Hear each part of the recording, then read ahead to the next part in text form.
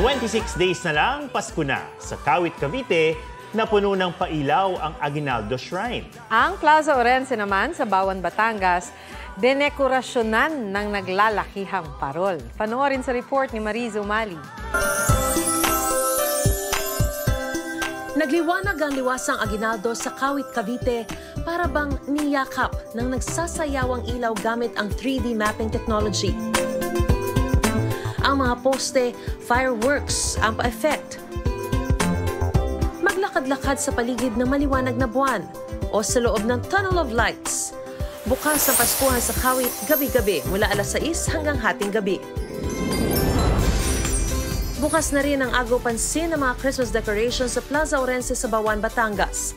Naglalakihan ang mga parol, may life-size bilin at 40 talampakang Christmas tree. Mariz Umali nagbabalita para sa GMA Integrated News.